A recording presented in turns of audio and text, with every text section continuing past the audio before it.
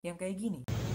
Nah, Bapak sekalian, ada hikmah faidah yang bisa kita ambil ya, dari seorang ulama besar Ibnu Qayyim al-Jauziyah, bahwasanya kualitas sholat kita itu diklasifikasikan ada 5 tingkatan.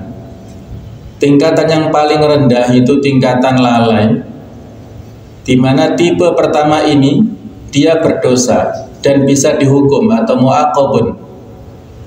Tingkatan orang yang salah dan lalai, dia dalam hal ini tidak melakukan wudu dengan benar, asal-asalan.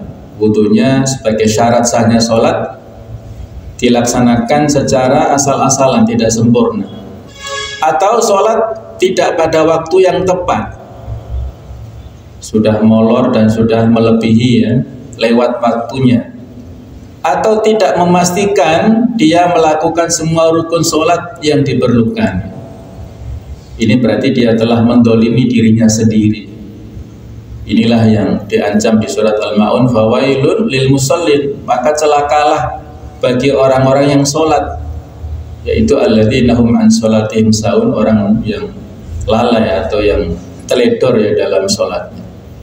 Yang kedua adalah orang yang kalah, yaitu dia cukup mempertanggungjawabkan kekalahannya, yang disebut dalam istilah Arab adalah muhasabun, mendapatkan hisab. Orang yang hanya memperhatikan esensi lahiriah dari sholat, dia sholat tepat waktu dan melakukan wudhu dengan benar, tetapi dia telah kalah dalam pertempuran melawan dirinya sendiri dan diliputi oleh bisikan setan, yaitu ada was-was.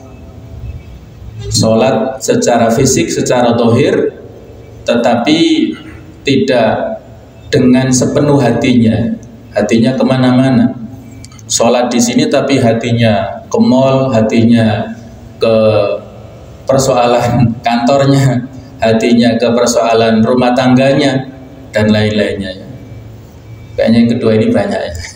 Di antara kita baru tipe yang kedua ternyata ya, muhasabun. Nah, kemudian mari kita tingkatkan bersama tipe perjuangan. Masih berproses karena masih berjuang agar tidak dihitung sebagai orang yang berdosa tadi. Mukaffarun anhu, yaitu menjadi kafarat ya. Sholatnya menjadi kafarat, penghapus. Orang yang mengamati esensi lahiriah dari sholatnya, dia sholat tepat waktu dan melakukan wudhu dengan benar, dan juga berjuang melawan dirinya sendiri dan melawan bisikan setan, tetapi dia disibukkan dengan perjuangannya itu sehingga sholatnya tercuri. Jadi dia terlibat dalam sholat dan perjuangannya sendiri pada saat yang bersamaan. Ya, terus dia berjuang untuk khusyuk, konsentrasi penuh. Ini masih bagus ya, mukaffarun anhu. Kemudian yang keempat khusyuk, yaitu dia dihargai ya, musabun, mendapatkan imbalan pahala. Baru keempat ini dia mendapatkan imbalan pahala.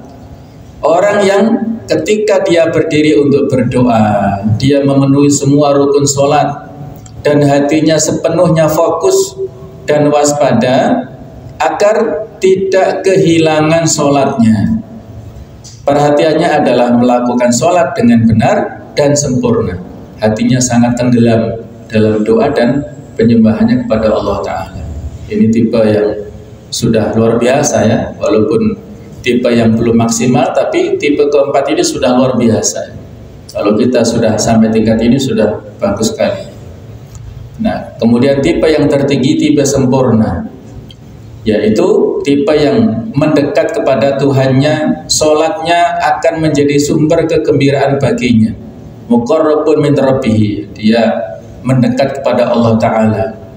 Orang yang melakukan semua itu tetapi dia menghadapkan hatinya dan menempatkannya di hadapan Allah dengan ihsan, fokus kepada Allah, dipenuhi dengan cinta dan pemujaan, seolah-olah dia benar-benar melihatnya dan diawasi oleh Allah. Jadi tipe ihsan ya, dalam martabat ihsan, anta'budallaha ka'annaka tarahu, engkau beribadah kepada Allah seolah-olah engkau melihat Allah, fa illam takun tarahu fa innahu yarauka, kalau engkau tidak melihatnya, dan tidak mungkin bisa kita lihat di dunia Allah Ta'ala, maka yakinlah Allah melihat kita.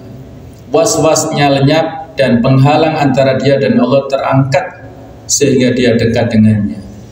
Nah, perbedaan antara doa orang ini dan orang lain dalam sholatnya lebih besar dari perbedaan antara langit dan bumi. Ketika orang ini berdoa, dia khusyuk dan hanya sibuk dengan Allah Subhanahu wa Ta'ala.